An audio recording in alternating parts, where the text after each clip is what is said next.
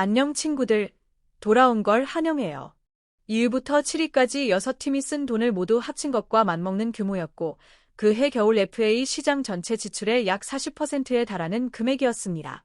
양키스는 그 결과 2009년 월드시리즈 우승에 성공하며 통산 27번째 우승을 차지했죠. 그러나 그 모든 영광을 지켜본 조지 스타인브레너는 이듬해 올스타전 당일 세상을 떠났습니다. 그런데 올겨울 양키스의 행보는 그때와는 정반대의 의미에서 충격을 주고 있습니다. 디비전 시리즈에서 토론토에 패하며 탈락한 이후 양키스가 지금까지 한 일은 트렌트 그리삼에 대한 퀄리파잉 오퍼 제시, 팀 1 옵션 실행, 라이언 야브로 1년 계약, 아메드 로사리오 1년 계약, 폴 블랙번 1년 계약, 그리고 5건이 마이너 계약이 전부입니다.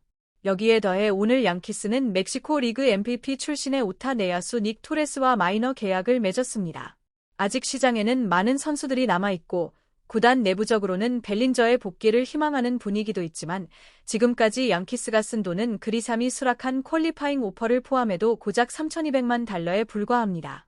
야마모토와 소토 영입에 실패한 양키스는 이마이 타츠야에게도 큰 관심을 보이지 않는 분위기입니다. 전력 상황을 보면 우려스러운 부분이 적지 않습니다. 어깨 수술을 받은 볼피는 빠르면 5월 복귀가 예상되지만 양키스는 그를 대신할 주전급 유격수를 영입하지 않았습니다.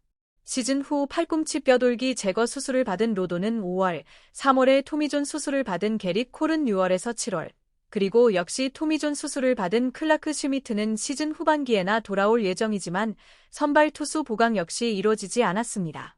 결국 양키스는 현재 전력으로 시즌 초반을 버텨내며 콜, 로돈, 슈미트, 그리고 볼피의 복귀를 기다리겠다는 계획입니다. 유격수 영입이 없다는 점은 어느 정도 이해할 수 있는 부분도 있습니다. 시장에 마땅한 유격수가 없었고 김하성은 몸값이 지나치게 높았기 때문이죠. 볼피가 빠진 동안 유격수를 맡을 카브레로는 양키스 합류 이후 성적이 나쁘지 않았고 지난 시즌 볼피의 급격한 부진 역시 어깨 부상이 있음에도 주사 치료조차 마치지 않은 채 출전을 강행한 영향이 컸습니다. 그런 점을 감안하면 한 번 더 기대를 걸어볼 여지는 있습니다.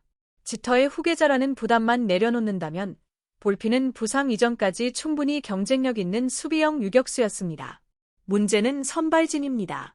3명의 주축 투수가 돌아오기 전까지 선발 로테이션은 프리드, 슈리틀러, 힐, 워렌, 야브로 체제로 운영될 전망입니다. 지난해 신인왕을 차지했지만 올 시즌 광백은 부상으로 고전했던 힐은 여전히 제구 문제가 해결되지 않았고 9이닝당 볼넷이 5개에 달합니다. 힐은 11경기에서 평균 자책점 3.30을 기록했지만 타구질을 반영한 기대 ERA는 5.00, FIP는 4.63에 불과했습니다. 디비전 시리즈 1차전에서도 2와 3분의 2이닝 2실점에 그치며 포스트 시즌 통산 성적은 3경기 1패 평균 자책점 6.75로 더 악화됐습니다.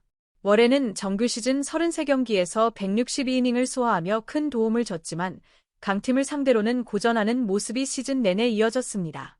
5할 이상 승률 팀을 상대로 평균 자책점 5.03을 기록했고 다저스가 토론토, 애틀랜타, 보스턴을 상대로 한 6경기에서는 1승 3패 평균 자책점 13.50에 그쳤습니다.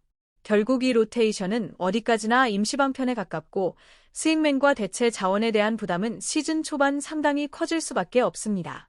본래 역할상 야브로는 말 그대로 대체 선발에 가깝습니다. 그렇다 보니 부상으로 빠진 선발 투수들이 돌아오기 전까지 프리드와 함께 로테이션을 실제로 지탱해야 하는 선수는 데뷔 2년 차인 캠 슈리틀러입니다. 슈리틀러는 올 시즌 73이닝을 소화하며 이미 신인왕 자격 기준을 넘어섰습니다.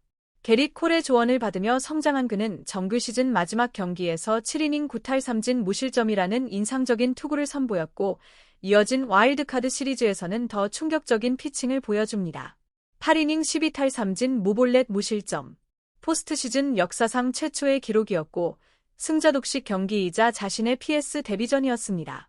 고스턴은 크로시에 미친 듯한 타격으로 1차전을 잡았지만 라이스에게 선제 투런을 허용한 2차전을 내줬고 3차전에서는 슈리틀러에게 완전히 눌려버렸습니다.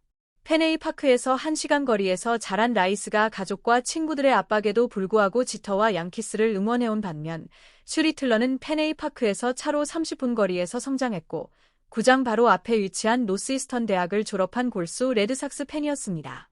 보스턴 인근 지역 경찰청장이었던 아버지를 둔 슈리틀러는 밤비노의 저주가 깨지던 순간 아버지와 함께 우승 퍼레이드에 참가했고 2013년 우승의 현장에도 있었습니다. 가장 좋아했던 선수는 클레이 버크롤츠였죠. 대학 3학년 때 부진했던 그는 양키스의 7라운드 전체 220순위로 지명됩니다. 바로 앞 219순위 지명권은 보스턴이었습니다. 보스턴은 슈리틀러를 잘 알고 있었고 짧게 대화를 나눈 적도 있었지만 결국 지명하지 않았습니다. 역시 레드삭스 팬이었던 대학 감독은 내가 양키스 유니폼을 입고 펜웨이 파크 마운드에 오르면 나도 양키스 티셔츠를 입고 직관을 가겠다고 말했을 정도였습니다. 슈리틀러는 아직 펜웨이 파크 데뷔전을 치르지 않았습니다. 경기 전 일부 보스턴 팬들이 SNS를 통해 그의 어머니를 공격하면서 마음고생을 하기도 했지만 그는 그 분노를 그대로 마운드 위에서 풀어냈습니다. 그리고 친구들로부터 괜찮아, 우리는 농구랑 하키 보면 돼 라는 위로를 받았죠. 슈리틀러는 디비전 시리즈 4차전에 선발로 나섰습니다. 시리즈 전적 1승 2패, 패하면 탈락하는 일리미네이션 경기였습니다. 양키스가 한 점 뒤진 7회 초 투구수가 77개에 불과했던 슈리틀러를 에런 본 감독은 다시 마운드에 올립니다.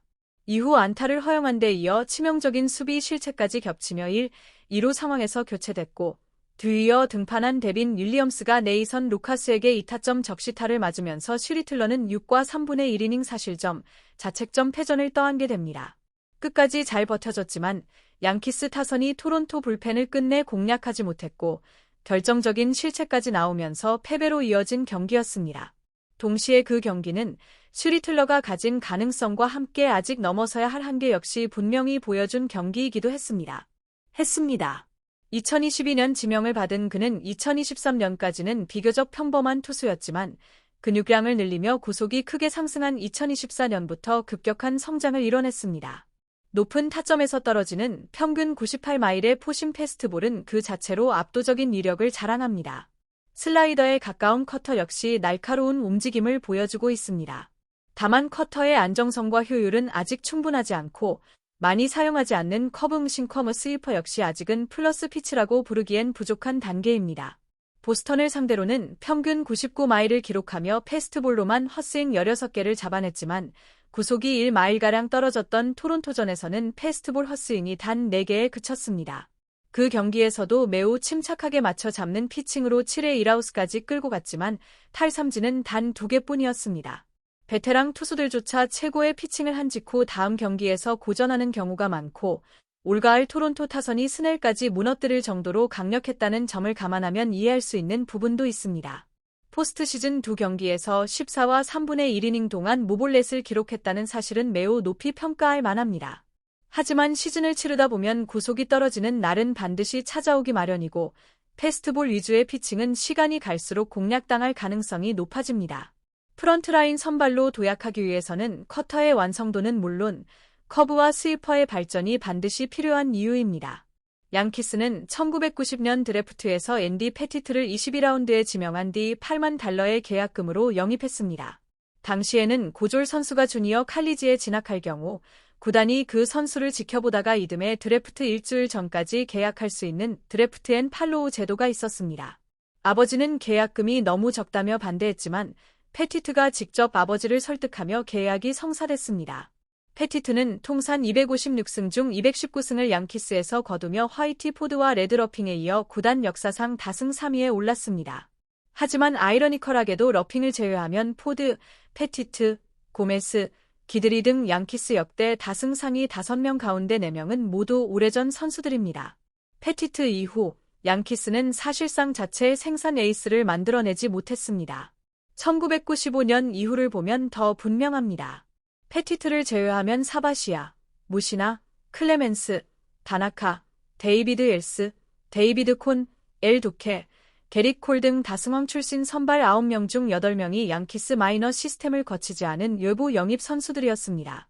필 휴즈, 조바 체인벌린, 이안 케네디로 이어지는 기대주 트리오 가운데 휴즈가 56승을 올리긴 했지만 결국 양키 스타디움의 부담을 이겨내지 못했습니다.